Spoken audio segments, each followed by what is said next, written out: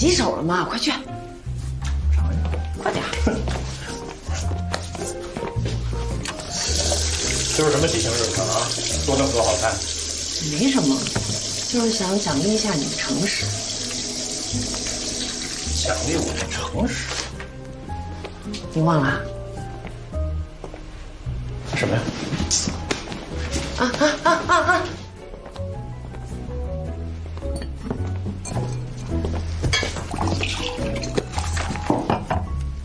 哟，我把它都给忘了，在哪儿找着的？你让我把你那些旧杂志卖了，我不放心，我就检查了一遍。幸好啊，我告诉你，要不然你这本珍贵的小黄书就得流落民间了。什么小黄书啊？这是我读博时候记的流水账。得了吧，我数了一下，你跟你师妹确实那个了11次。对，就11次，不是跟你说了吗？诚实，敬你。敬我的诚实。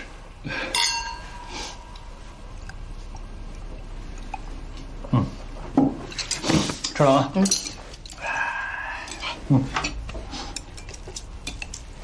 自己来。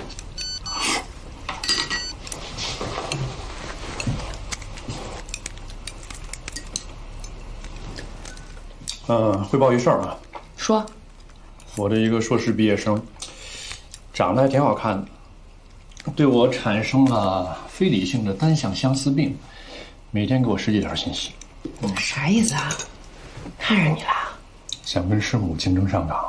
嚯，这么大的事儿没必要跟我商量啊，自己搞定就行了。问题是我搞不定啊，这孩子家里条件还不错，挺任性的，说是想找你谈判，说只要你把我交出去呢，什么条件都答应。能给我多少啊？你找他聊聊呗。我知道这不应该，但我真的控制不住我自己。我只要一天没有答复的消息，我就跟犯了病似的，吃不好也睡不着。只要是他发来的信息，每个字都比别人发来的好看。唉，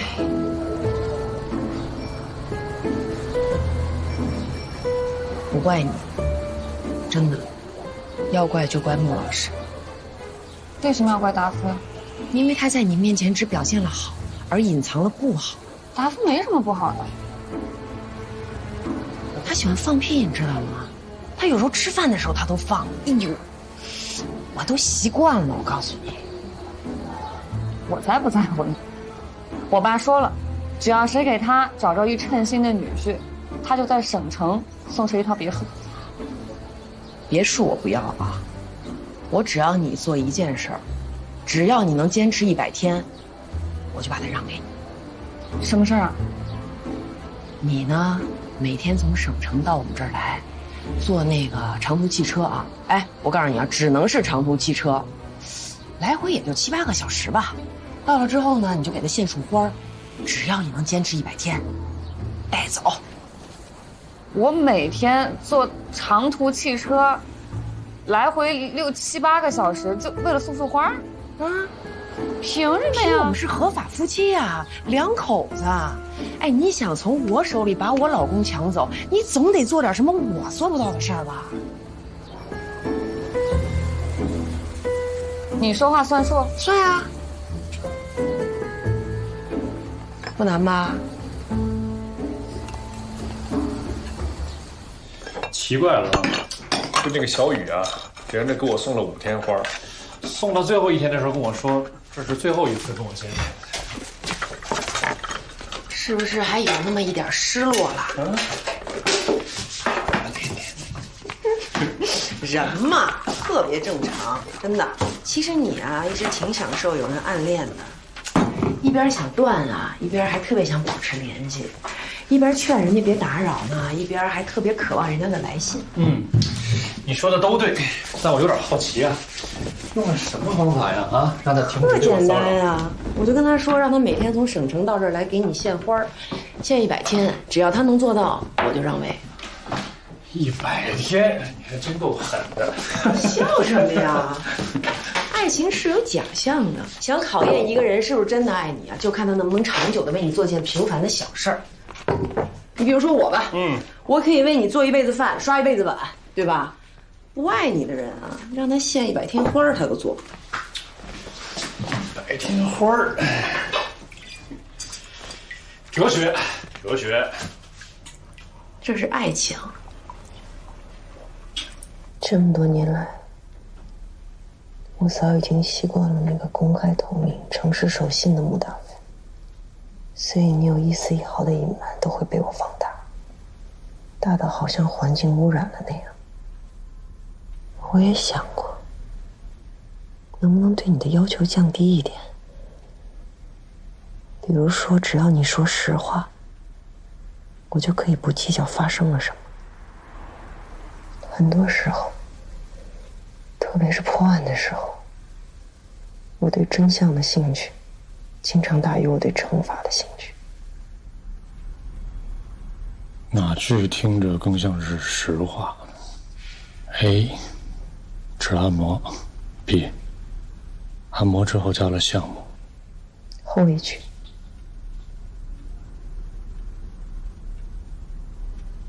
那就后一句吧。对不起，按摩后我确实加了项目。虽然亮着灯，可我还是感觉眼前一黑。你真让人失望。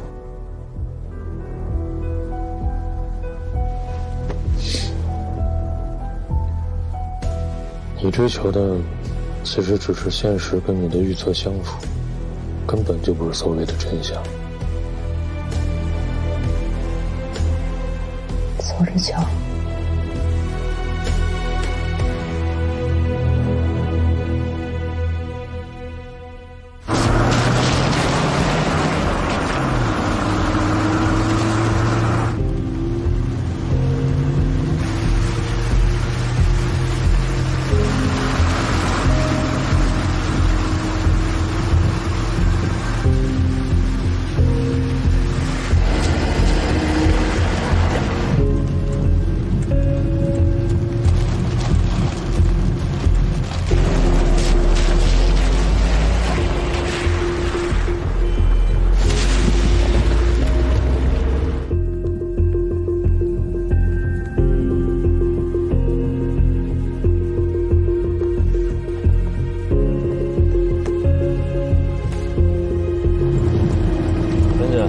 到了。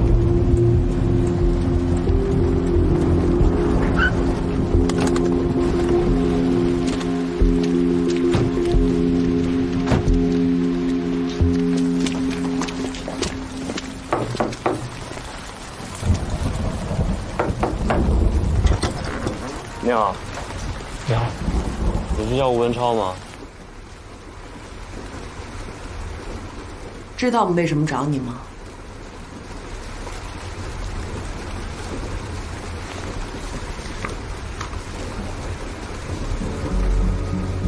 认识吗？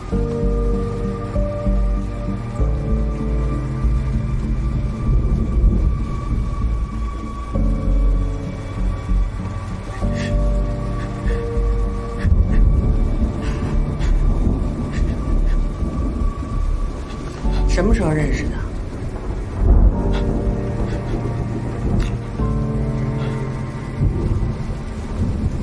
？2年前，一个晚上，也下着雨，我在公司里写策划方案，一辆出租车停在我门口。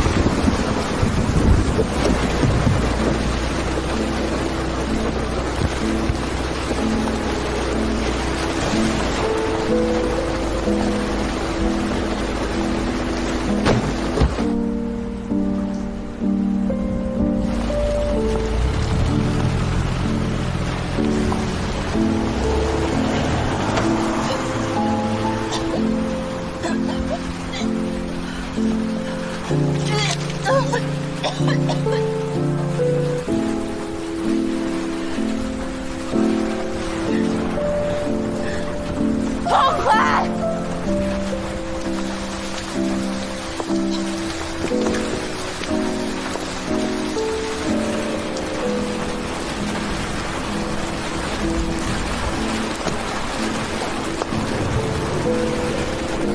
谁啊？啊？要干什么？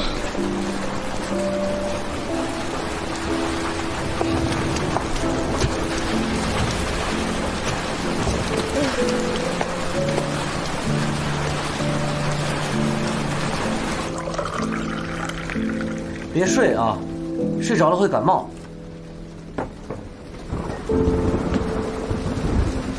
来喝杯咖啡。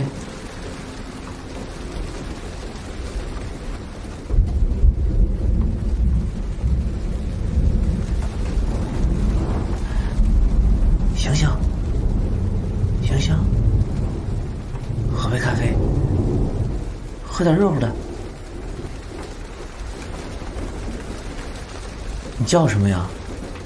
你住那个几楼几号？我给你送上去呗。我喝多了，我都断片了，难受。难受要不要我送你去医院啊？或者你给我个你朋友电话，我叫你朋友过来接你什么的。闭嘴！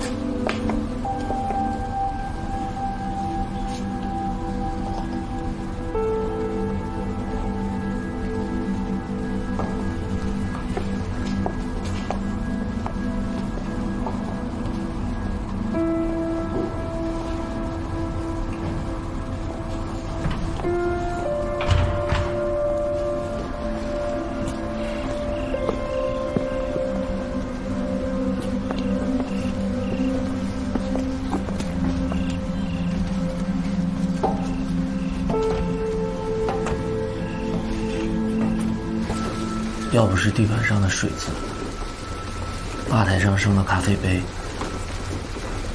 我还真以为这是一场梦。你是不是现在觉得更像一场梦？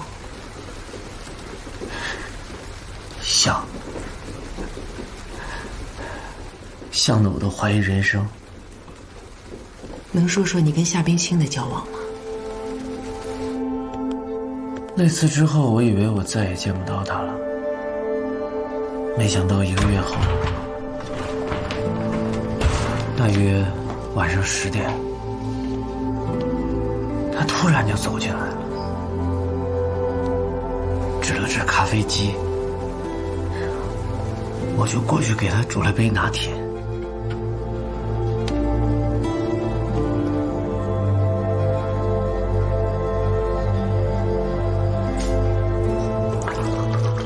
加点牛奶解酒。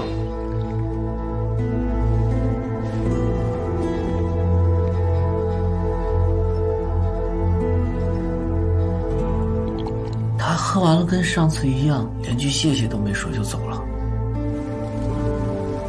好像讨好他是每个公民应尽的义务。从此，每10天半个月，他就会走进来一次，大都是晚上应酬之后顺道进来，10有8九是酒后，唯一的区别就是酒醉的程度不同。你住办公室啊？我住另外一个小区。经常加班？我常常工作到深夜。据周围住户的反映，你是认识夏冰清之后，你们这广告公司才每天晚上灯火通明的。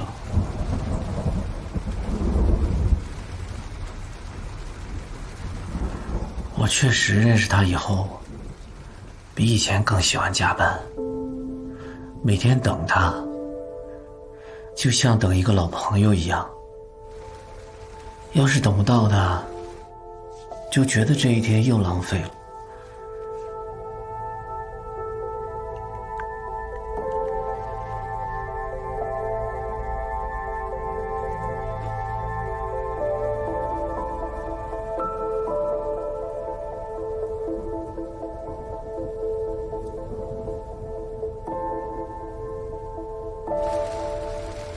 我等他，是因为我喜欢跟他聊天。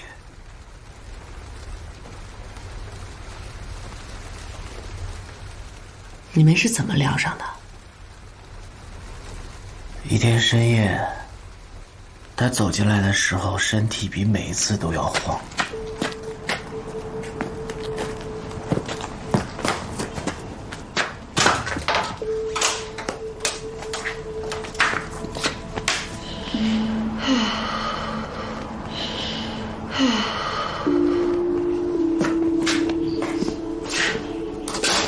咖啡。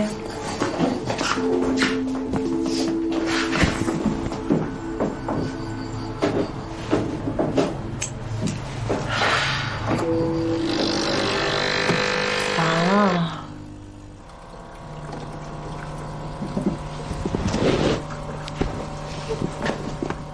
你能抱抱我吗？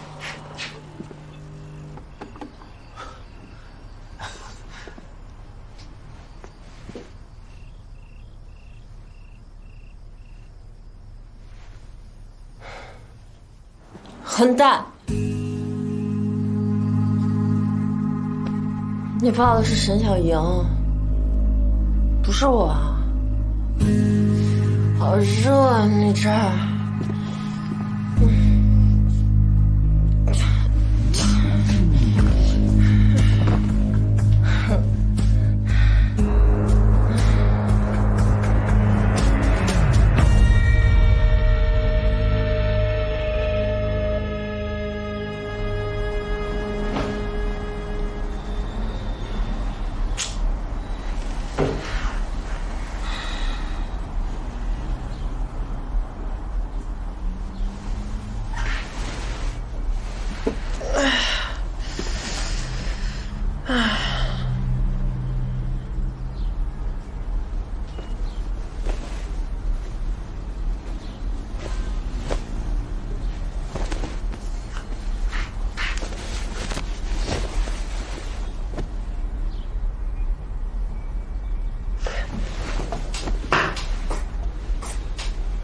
哎，叫你呢，你给我起来！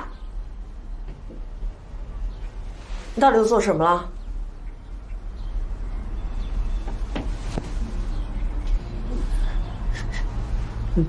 多看了两眼。流氓！你凭什么脱我毛衣啊？我没脱你衣服啊。不是你脱的，是我自己脱的，是吗？你们男人怎么都是一个臭德行啊？也有例外啊。再说你好好的女孩，你每天喝那么多干什么呀？我皮带呢？我裤子上皮带呢？啊？皮带你是不是来的时候就没系啊？不可能！你到底对我做什么了？你把我皮带藏哪儿了？不是你好好想一想，你昨天晚上去哪儿喝的酒？你是不是皮带忘在人家里了？现在就打电话报警！我要告你耍流氓！幸好我有监控，要不还得花钱请个律师。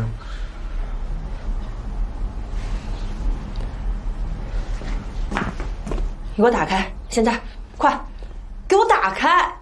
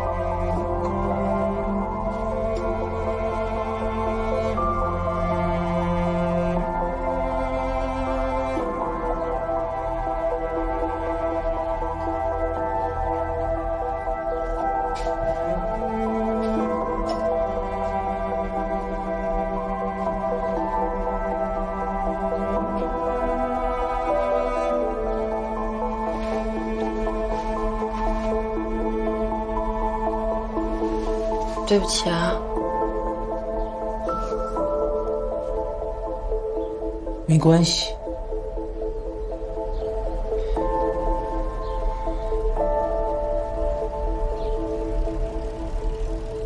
沈小莹是谁啊？不该问的就别问，不然我以后就再也不会来喝咖啡了。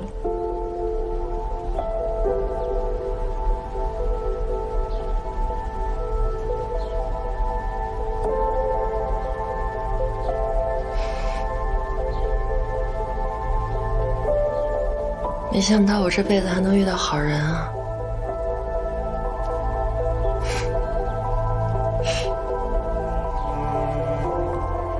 喝杯咖啡吗？来一杯吧。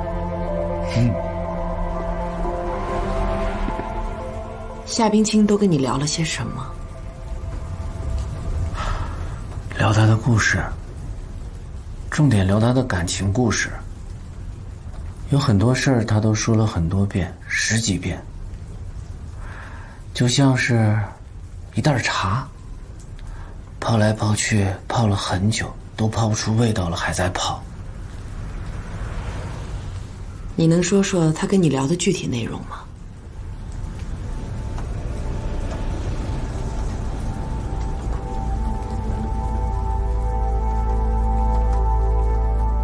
他说他被人强迫了。他说的是强迫还是强奸？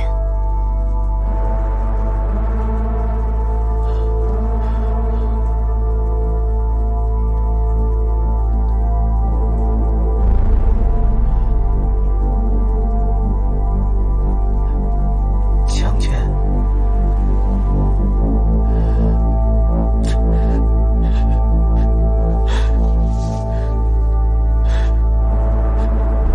你好好回忆回忆。他具体都跟你说了些什么？这对我们很重要。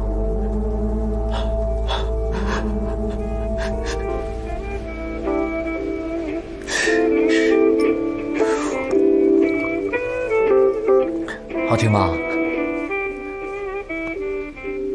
我给你换一首，还有一首。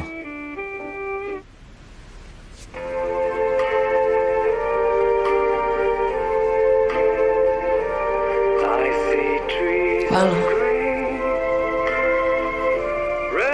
我让你关了，你听不见啊？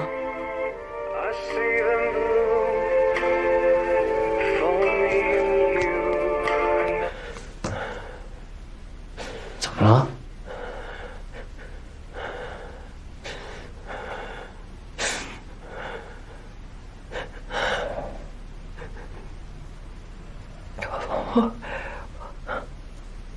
我听不了这首歌。我一听这首歌，满脑子就是那天。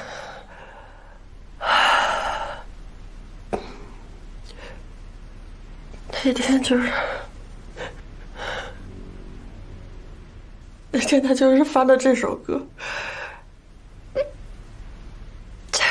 他把我，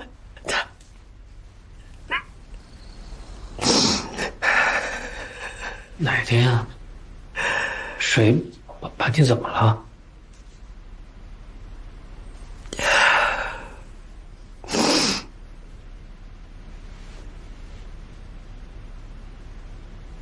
你想知道吗？不想说可以不说。其实特好奇，特别想知道，但是你怕我知道你好奇，对不对？想知道你就说想知道，你装什么无所谓啊？真虚伪。我不是装无所谓，我是怕你跟我说了太多之后，然后远离我。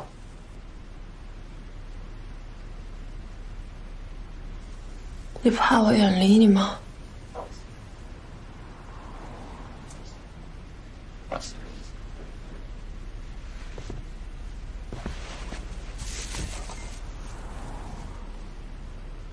也是也不是。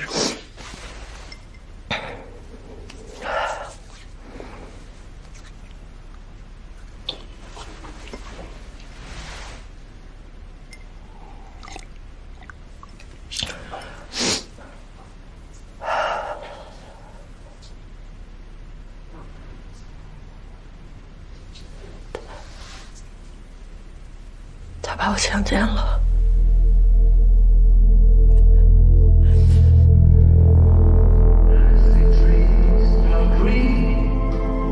徐总，有文夏小姐找你。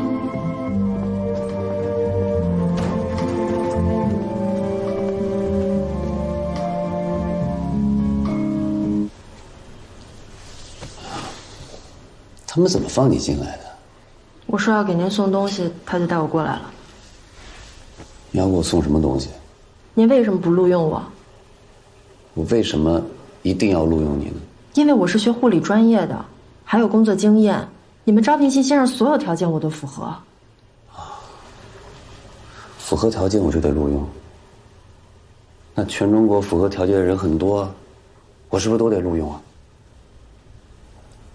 这公司是我的，我就是录用一帮傻子也跟你没关系啊。不是，谁借你的胆子跑到这儿来质问我这个公司老板的？你还有别的事吗？徐总，我一定能胜任这份工作。试用期我可以不要工资，如果我干得不好，您随时可以辞退我。这样吧，护理部门的招聘工作结束了，现在开始招聘董事长助理，但是跟你的专业好像没有关系。助理我也可以。你有工作经验吗？我可以学。你觉得我是开学校的吗？那徐总，您告诉我，助理需要什么样的条件？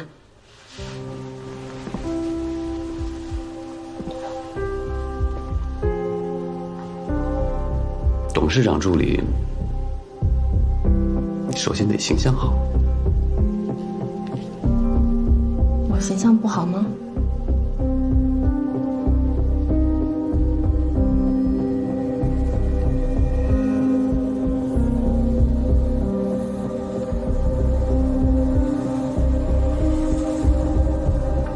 来，把围巾外套摘了，陪我喝杯酒。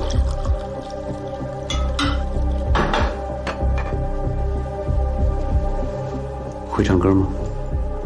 给我唱首歌。你是招助理还是招小姐啊？那随你怎么想了。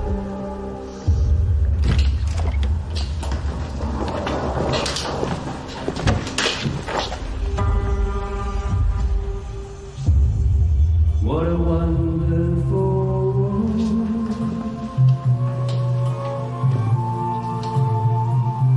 Nice sky of blue and clouds of white, the bright crescent day, the dark silver night, and I sing to myself, what a wonderful.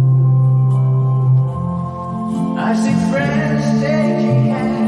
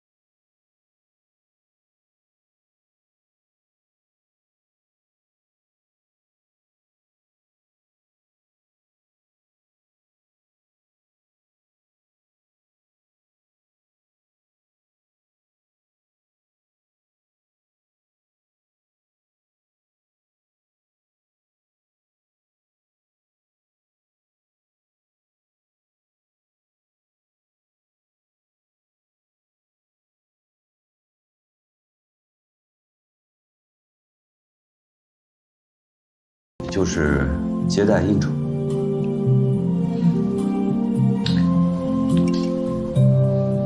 会喝酒吗？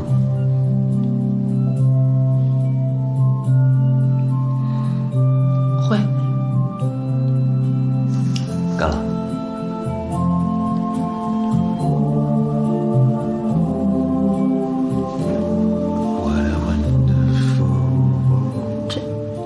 这算面试吗？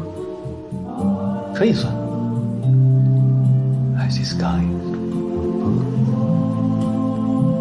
是啊。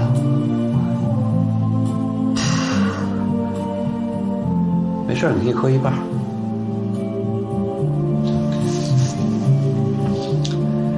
And I think to myself.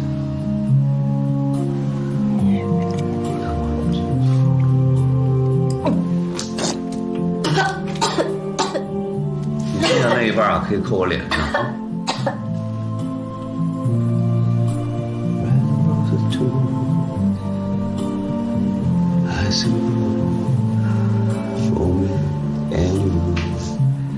And I think to myself, what a wonderful world.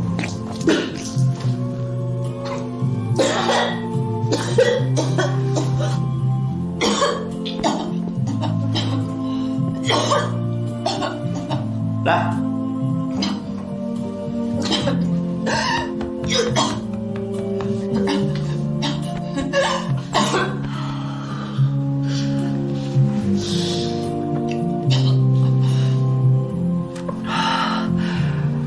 这也是助理的工作吗？之一。那我算过关了吗？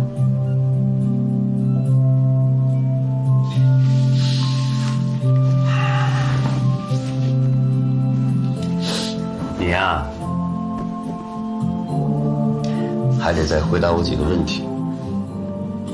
您问。你为什么回来？我真的需要这份工作，准确的说是渴望。那总得有个理由啊！你别说你爱这个职业啊，我不信。薪水高，能去北京。不是能去北京，而是能离开这儿，对吗？对。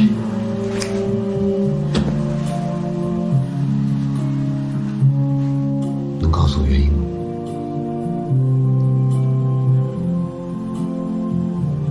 不说了。我的助理啊，他会知道很多我的事情。所以呢，就一定是我最信任的人。同样，他也一定得信任我。我们之间得坦诚相见，对吧？那您的意思是我通过面试了？我的意思是，看你表现。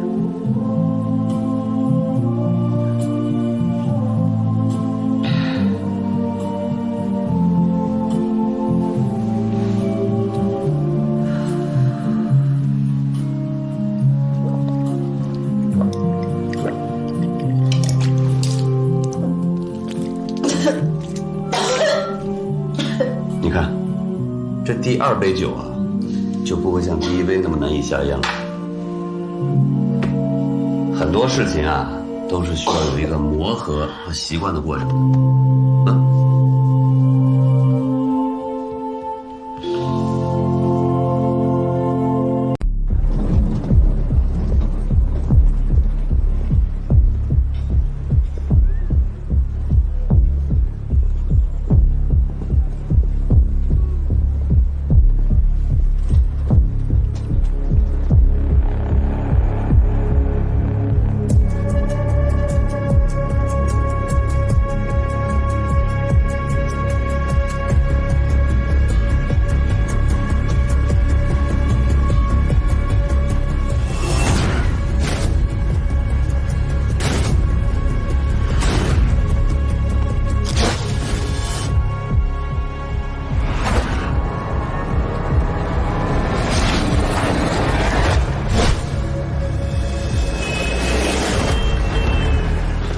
想清楚了吗？你松手了。你再给我5分钟，5分钟你要还坚持。我一定不拦着你。走，上装手。我妈联系不上我，我也给她发个信息。你发。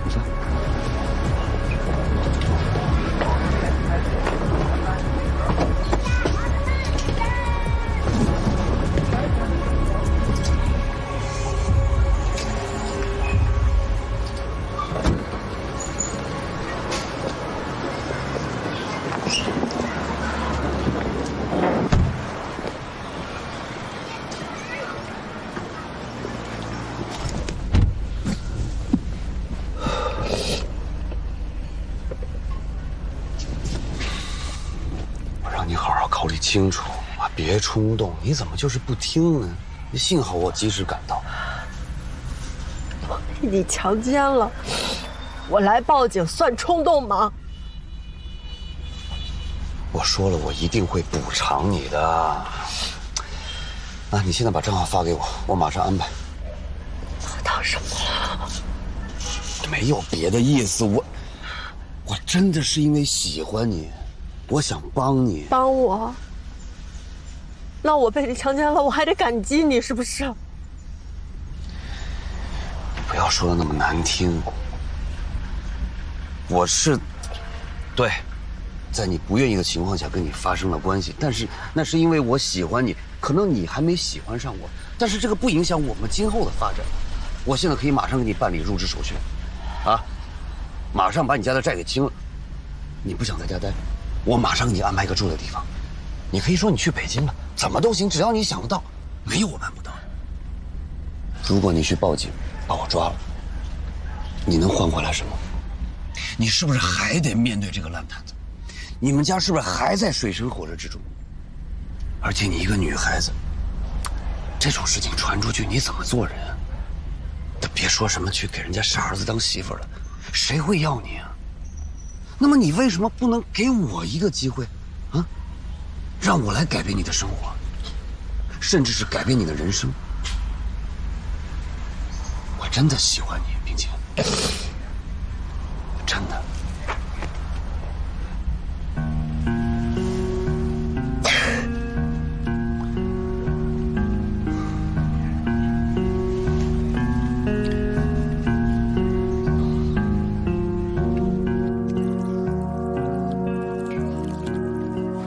冰清，冰清，对不起，我没控制住自己，我冲动了。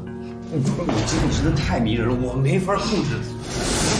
对不起，我的做法不对，但是，冰清，你能不能把门打开？我们俩可不可以面对面的去聊一下？现在就去报警，要不然就杀我灭口！哎，你听我说，别跑啊！我干嘛要杀你呢？不至于吧？是，好，你可以报警。你可以报警把我抓起来，但也不至于把我枪毙了呀，对不对？那你除了解解气之外，你还能换回什么？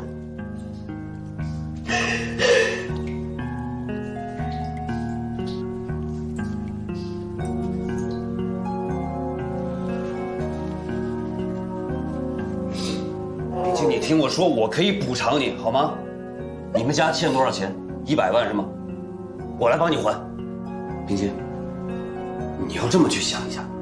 啊，你们家之后不用再东拼西凑了，啊，你也不用再替任何人还债了，对吧？你挣的每一分钱都属于你自己，你可以为自己光明正大的活着。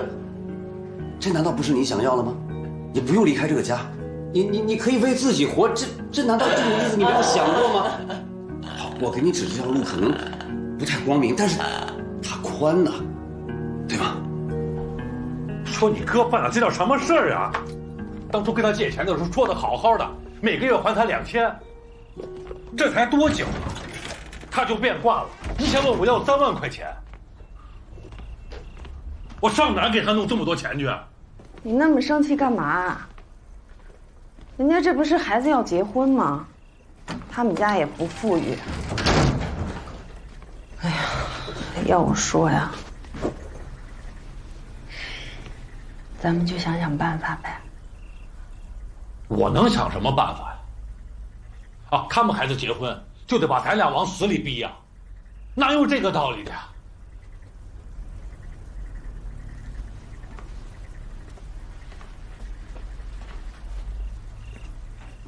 青青啊，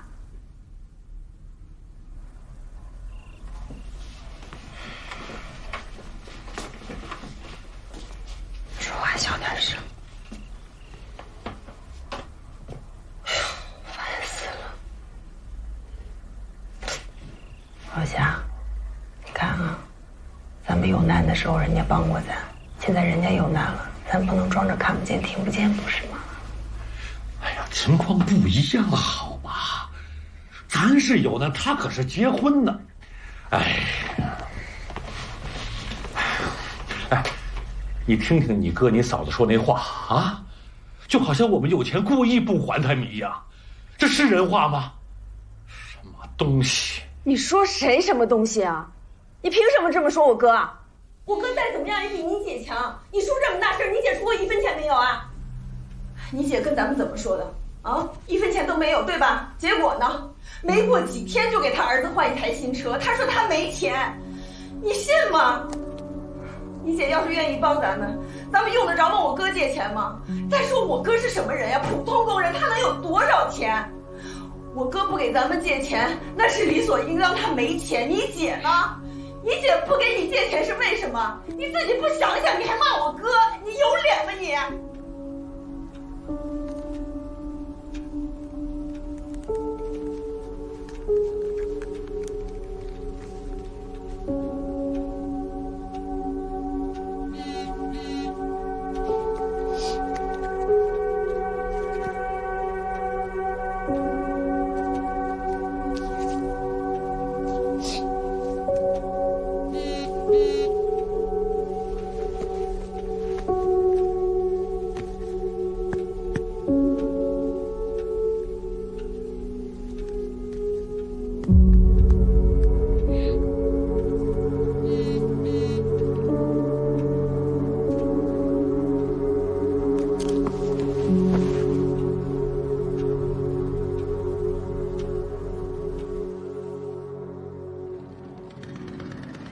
青青啊，睡醒了别忘吃饭啊！妈妈把饭做好了，就在厨房放着呢，起来热一下。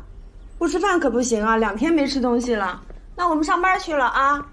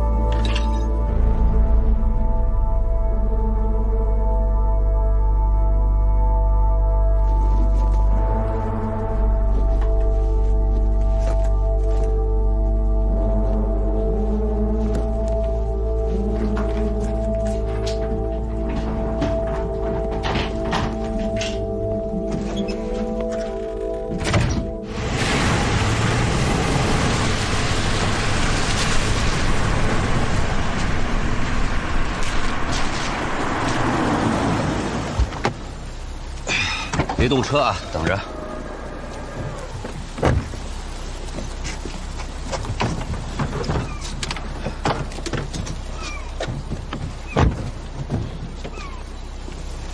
这是哪儿啊？职工宿舍。走。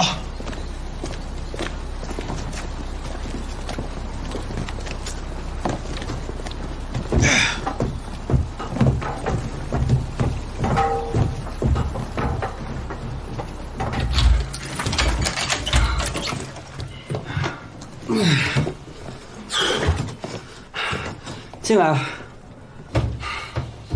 这是卫生间。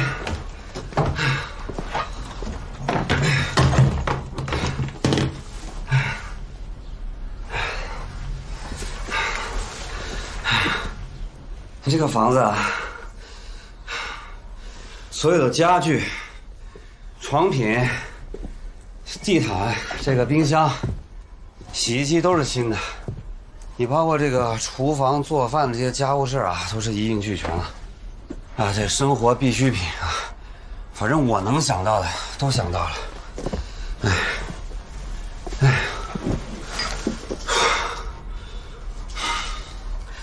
这个房子可贵之处就是因为有这个露台，你知道吧？闹中取静，挺好。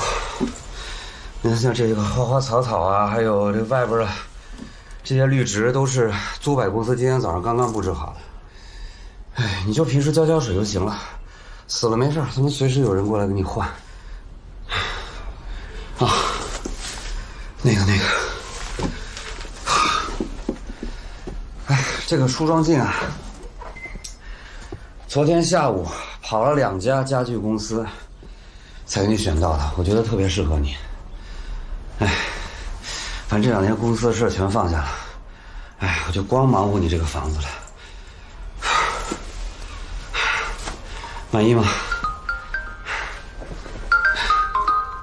我接个电话。喂，肖总，不好意思。这2天家里有点事儿，我就没去公司了。好，晚上一起吃饭。好的，晚上见，拜拜。碧欣，来，我跟你说一下这个入职合同的事情。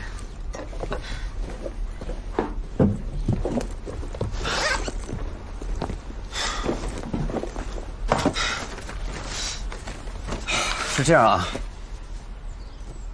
你的月薪呢是15000，一年是18万。因为你们家有困难，所以公司啊一次性预支你6年的薪水，就是108万。我是这样想的啊，因为你一个小姑娘刚入职是吧？你就突然拿回家这么大一笔钱，你爸妈肯定起疑心。其实这个钱呢是我个人出的，这跟公司没有关系。你也不用来上班。那说白了，这个合同就是拿给你爸妈看的。这样听起来呢，入情入理。所以咱们就得把这一切都想得严谨。当然，你的这个生活费啊，我是另外支付的。我呢也没法再陪你了，因为这2天公司堆了太多的事情，都需要我来处理。这个是钥匙，你好好的，有任何问题你就随时给我打电话。冰清，我再跟你说一次，真的对不起。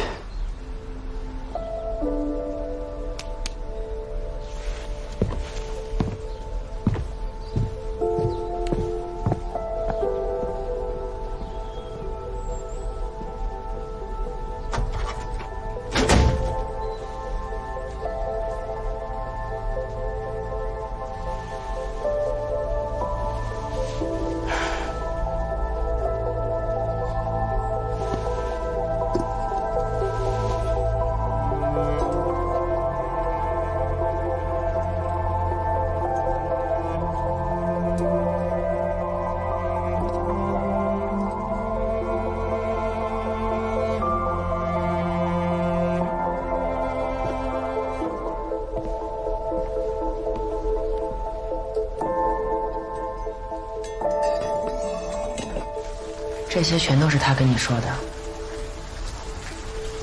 勘察现场的时候，我对这把刀有印象。照这么说，这把刀预示他接受了当下的一切。夏冰清有没有留下被强奸的证据？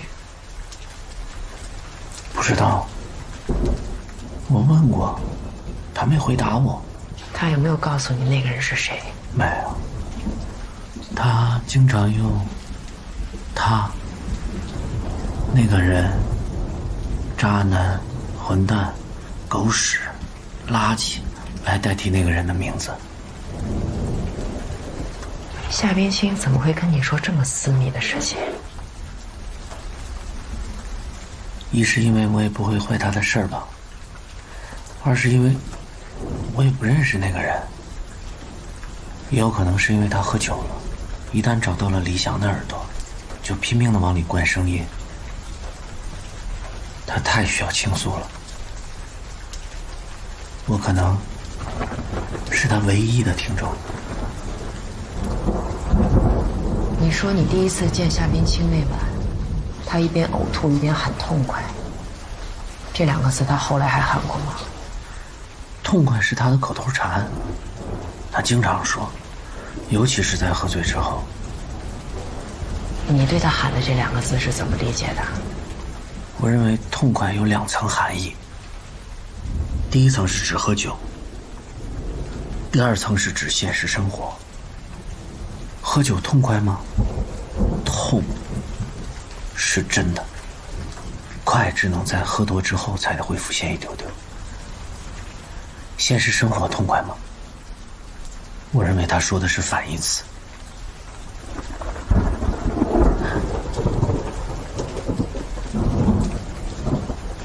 说的我口干了，我能去煮杯咖啡吗？去。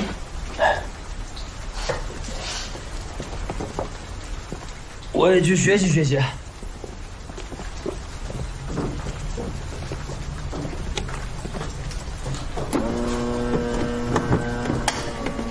你这儿不像个公司，倒像个酒吧。是，这原来就是个酒吧，后来关门了。我看这装修还可以，如果做一个广告公司，还显得挺有性的，省一点是一点。在温超的讲述中，夏冰清前几次进来都是靠在椅子上，而不是躺，说明这张躺椅是他后来专门为他买的。夏冰清啊，夏冰清，为什么别人给你一张躺椅，你就说出自己的全部秘密？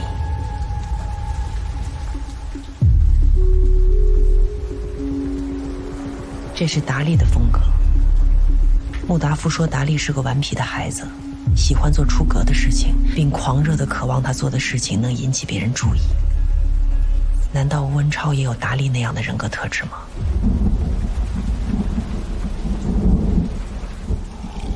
上个月15号下午，你在不在公司上班？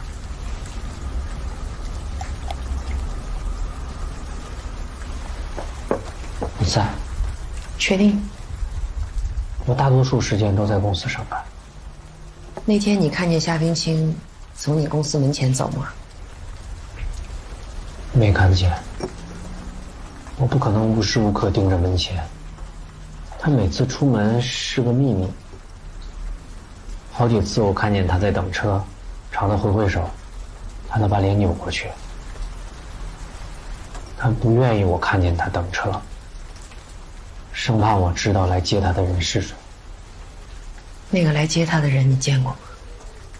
没看见过，他从来不下车。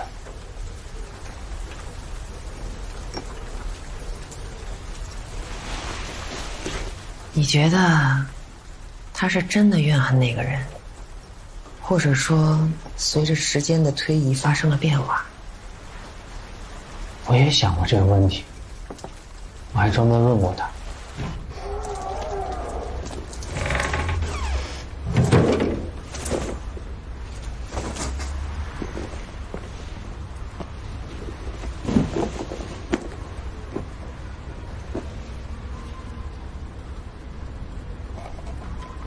为什么每次都气鼓鼓的回来，第二天还屁颠屁颠的去找那个你恨的人？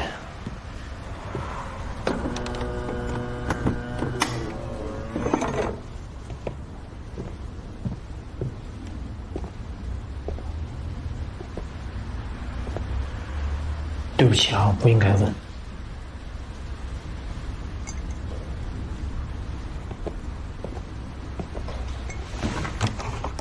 你知道鼹鼠吗？它们长期生活在地穴里，视力完全退化，一旦见光，中枢神经紊乱，器官衰竭，不久就死了。我听过，我知道。我就是一只鼹鼠，就是见光死。除了它，我不敢见任何人，我的父母、同学、朋友全都以为我在北京工作了，我只能在节假日的时候回去看看他们。我跟那个人的关系也不能让别人知道，每次见面都像特务接头，生怕被谁当场抓获。我一面恨他，又只能见他，见面就吵，分开又想。面对他一个人的时候，他是我的敌人；可面对全世界，他又是我的伴侣。我进也不能进，退也不能退，我就像掉在一个大坑里，怎么样也爬不出来。但我又不甘心如此。其实我很想给他一些建议，但又怕引起他的警觉，担心他关闭我这条唯一的情感宣泄渠道。你怎么不说话了？我想在你身边做一个没长嘴巴的耳朵。我现在需要你张嘴巴，你告诉我该怎么办？还能怎么办？一刀两断呗。之前吃了亏你就咽了，你不能让这事儿折磨你一辈子啊！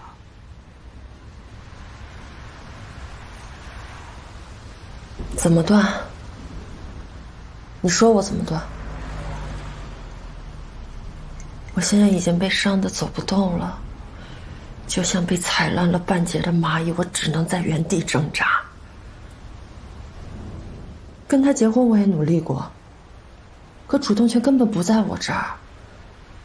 他只是在需要我的时候分泌一点点感情，不需要的时候我连一丝气味都闻不到。他只索取我的一部分，却霸占着我的全部。你得有勇气把缸砸破，你自己才不会被淹死啊！那你帮我策划策划，我怎么把缸砸破？你让我付多少钱我都愿意。我这就一广告公司，我只会策划产品。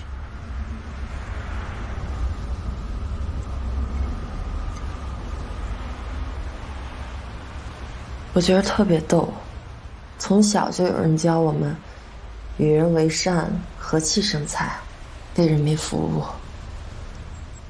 没有一个人教给我怎么样处理感情。我在恋爱里面得分是0分，我连0分都不算，我得算负分。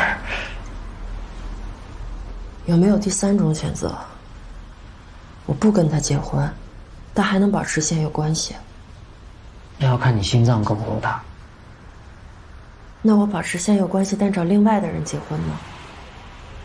你这叫版本升级，你心脏得是刚做的才行。你相信情感是专一的吗？这件事我没有发言权。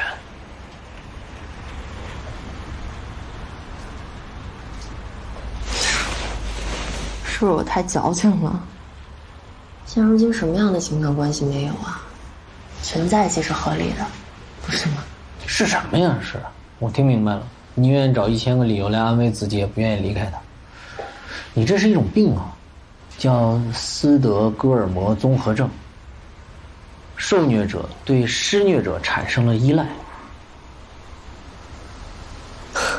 说的你自己跟个专家似的，刚刚不是还说自己是负分吗？我虽然没谈过什么恋爱，但是我看过很多书啊，我可以给你推荐几本，兴许对你有启发。那你把书名发给我看看。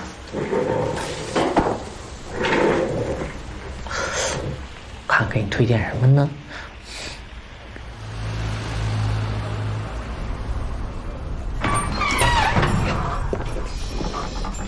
你推荐的书我都看完了，有收获吗？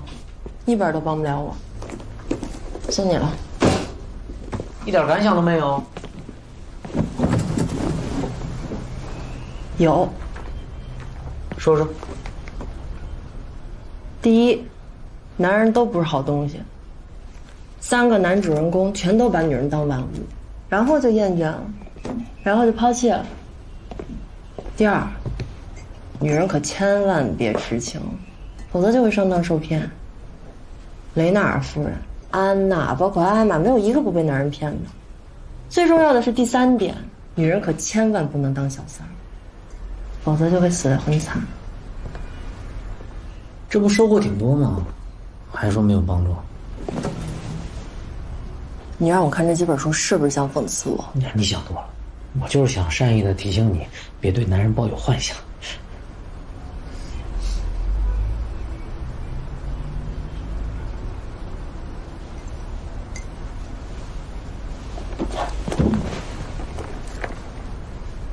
我早就不对男人抱有幻想。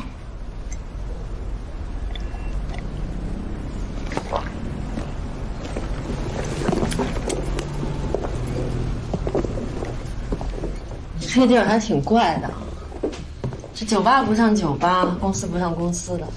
哎，你说对喽，这个我来之前呢，这就是个酒吧，倒闭了，房东找下家呢，闲着也是闲着，就便宜租给了我。只要碰着开酒吧的，我还得给人腾地方。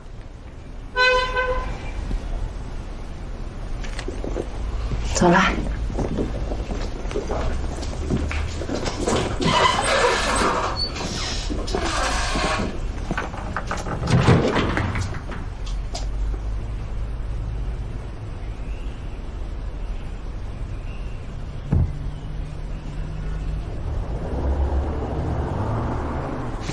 这位认识吗？不认识。他呢？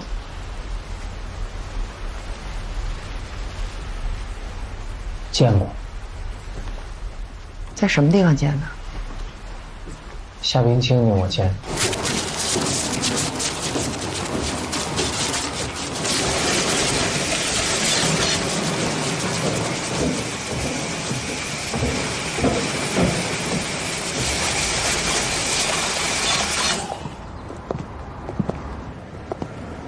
穿这么艳，是有什么喜事啊？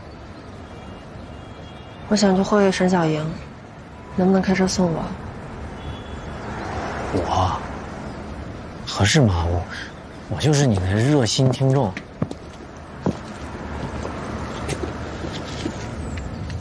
我雇你，可以吗？收了钱了，我就不是热心听众了，我就是你的专车司机。你等会儿，我把东西放下。马上啊！你先上车。你付这钱都可以租一豪车，我这破车也配不上你。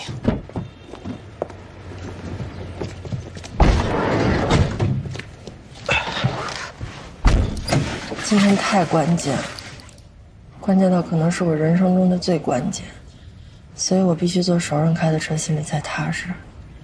也许是为了方便逃跑吧。万一发生冲突呢？你要是害怕，就算了吧。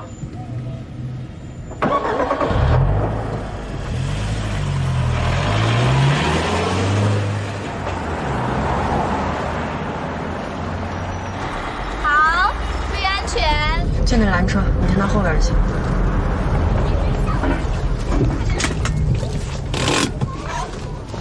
他每天都会自己接送孩子。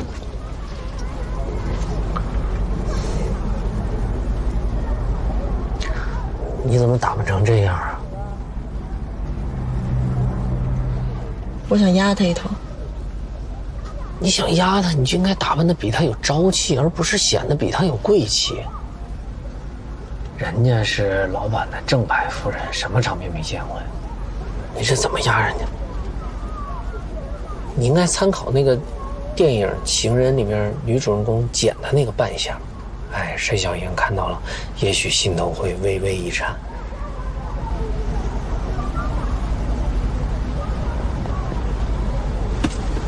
他来了。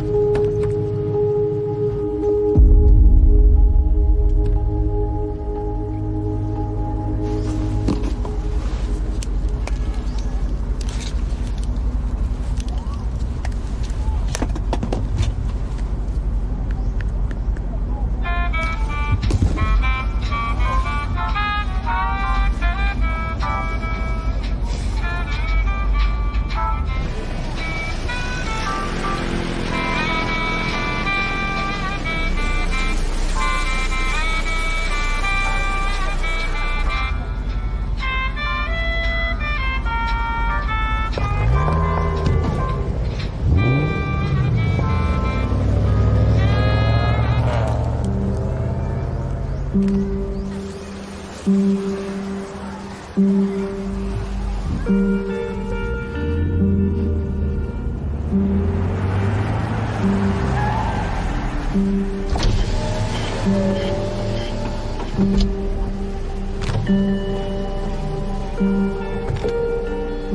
女，你都快站成一棵树了。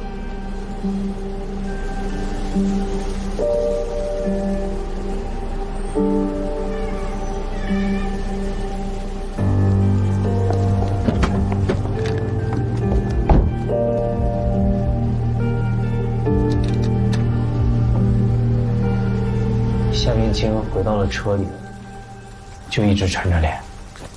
然后你们就回来了？没。那你们去了哪儿？拉直。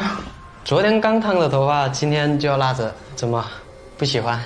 我说拉直就拉直。那您稍等，我去启动去。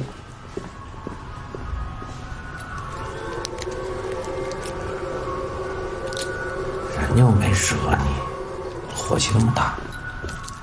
哎，小心别伤着自己。闭嘴！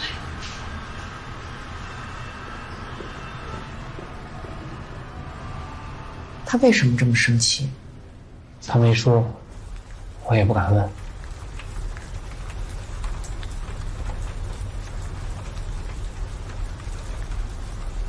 夏冰清有没有跟你说他跟沈小莹的谈话记录？我们做完头发就回来了。我以为他会进屋里来和我聊聊天，结果没有。他说他家里的灯坏了，让我上去帮忙。就这个。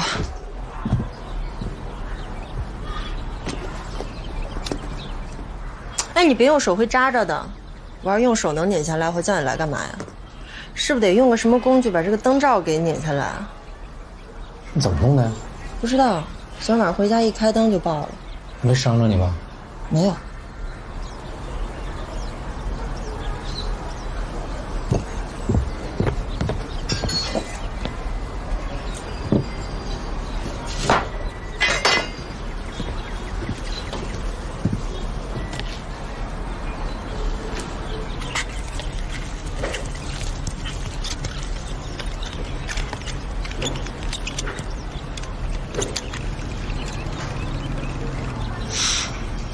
真聪明，谈不上，谈不上。想知道我跟沈小莹的对话吗？那个是你们的秘密吧？我知道不合适吧？你必须听。听完我给你个项目，你好好听吧。我去换件衣服。这还给录下来了？我是夏冰清。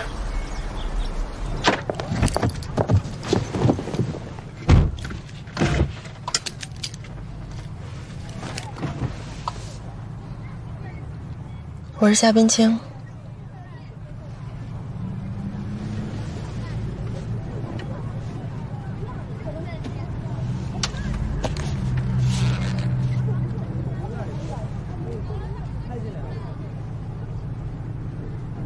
你来找我干嘛呀？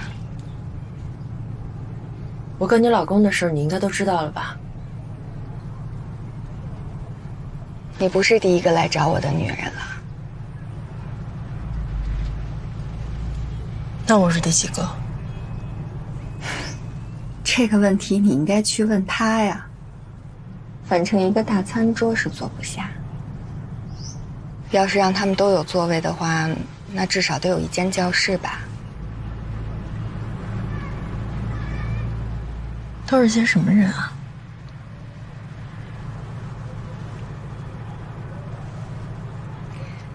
我一个合法的都管不了，你一个非法的还想管？怪不得他总说他忙，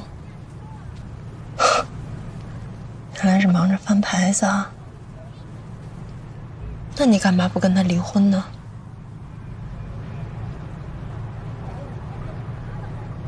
我要是跟他离婚了，他不就得祸害别人去了吗？他曾答应要跟我结婚，他也曾答应只爱我一个人。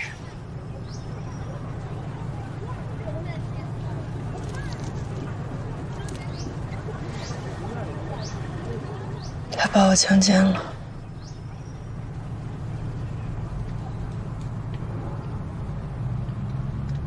只有被认定了的强奸才叫强奸，否则都叫偷情。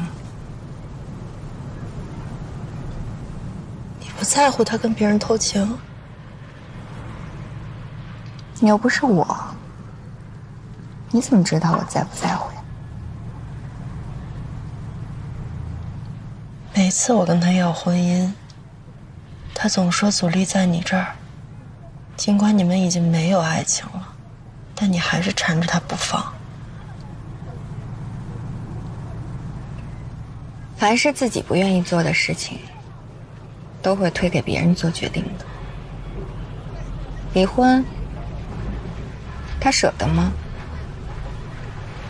我给他生了2个那么可爱的孩子，我每天像佣人一样伺候他，我还不管他和什么女人在一起。你要是跟他结婚了，你能做得到像我这样吗？做不到。但你没管住他，就是在支持他。我要是管住他了，还轮得着你勾着他脖子？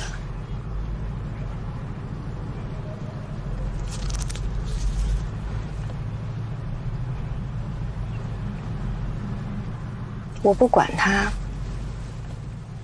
是因为我管也管不住呀。就像一个听不进去意见的人，你跟他提再多的意见，也只能是讨恨。如果我告他强奸，你们最终还是会分手。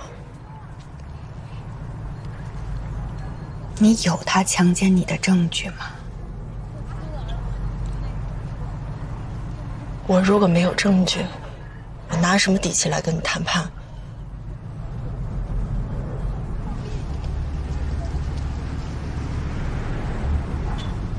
首先，我不反对你告他，因为即便是你告他成功了，也不会影响我的生活，甚至我的心理。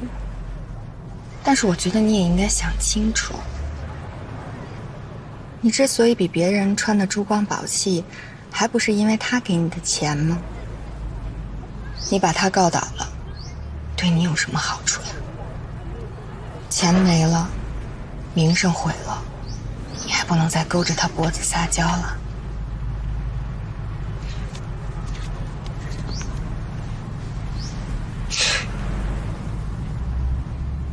我连命都不想要了，你觉得我怕吗？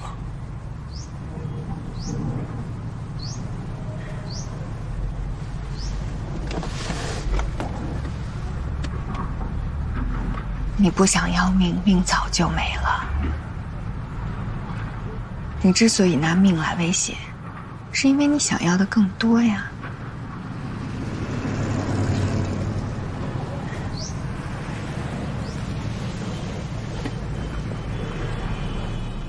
你来找我也不过就是想搏一搏。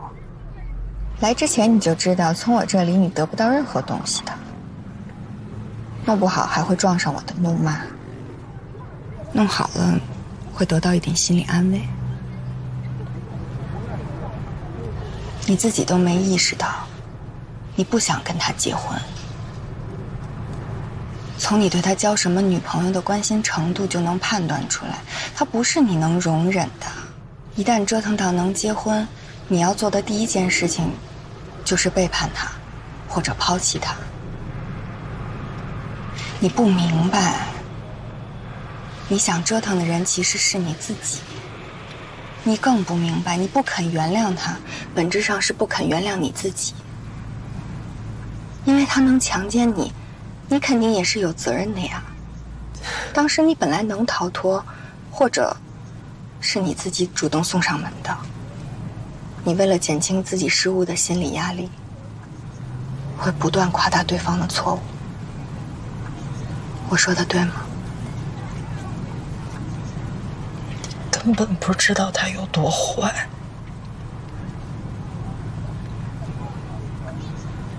他那么坏，你为什么还愿意嫁给他呢？我要是你，我早就跟他离100回了。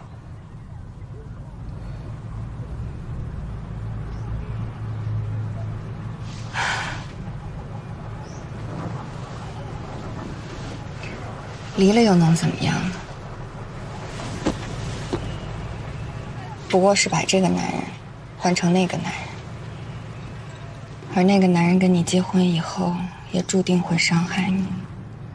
与其不停的换人伤害，还不如就让这一个人来伤害。婚姻不破的秘诀是相互适应的人在相互适应，而不是靠别的什么来维持。你要是真聪明啊，你就不应该管他要婚姻，而是应该管他要钱。可他的钱不就是你的吗？反正他也会满世界撒钱的，撒给你嘛，总比撒给别人要好。至少你看着不让我那么讨厌。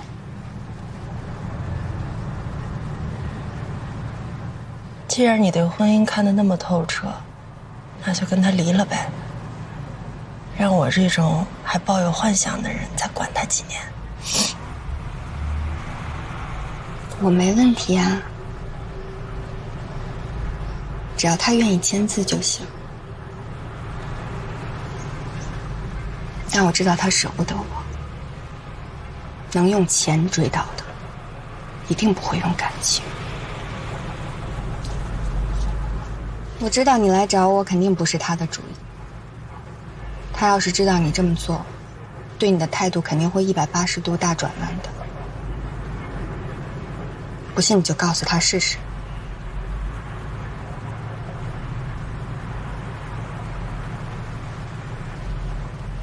我给你个忠告吧，也不能算是忠告，算是个提醒吧。你的优势呢是年轻漂亮有活力，但是你看你今天卷的这个头发，拎的这个包包，成熟的都不像你这个年纪的人了，这些都不适合你的，还会让你的魅力大打折扣。当初你要是这副打扮出现在我老公面前，他应该是不会看上你的。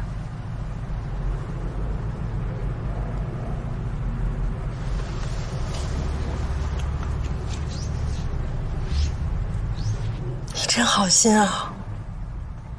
你是在教一个女人如何勾引你老公吗？怎么想那是你的事，怎么做是他的事。你现在就是在多管闲事。好，算我多嘴好吗？我不说。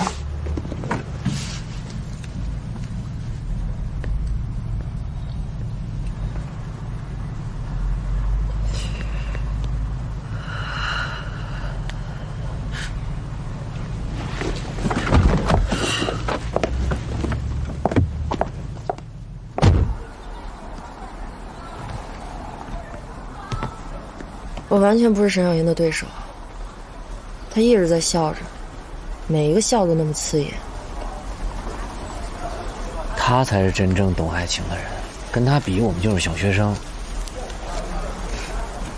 他说的话呀，句句戳心，说的我太阳穴都麻了。那我该怎么办啊？听沈小莹的，放弃那个人就对了。重新开始。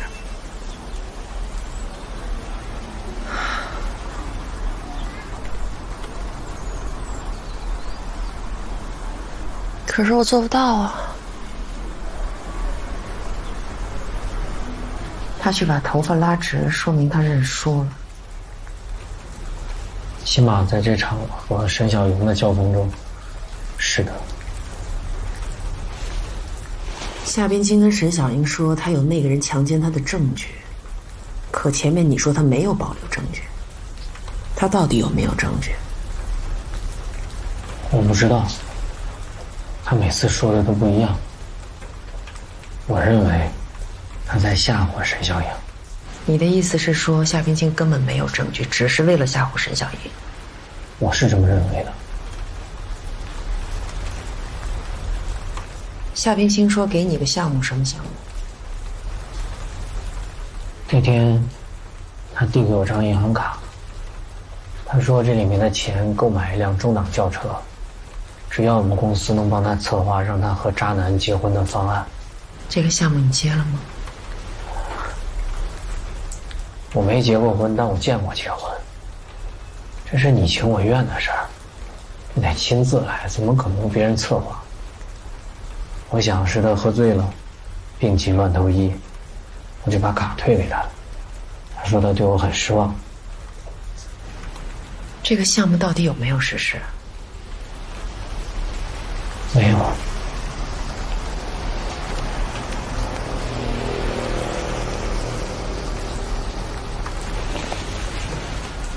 你喜欢夏冰清吗？我喜欢和他聊天。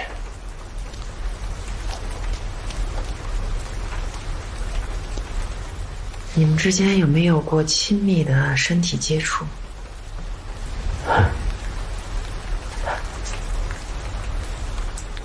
如果我和他之间有亲密的身体接触，他会什么都跟我说吗？只有毫无利害关系的人才会什么都讲。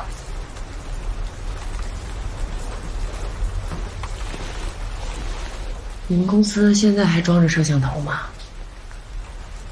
在我和夏冰清无话不谈之后，他叫我拆了。夏冰清脱毛衣那晚的视频录像，你还保存着吗？夏冰清亲自审。夏冰清跟沈小莹的谈话录音，你有吗？这么私密的谈话，你觉得他会交给我吗？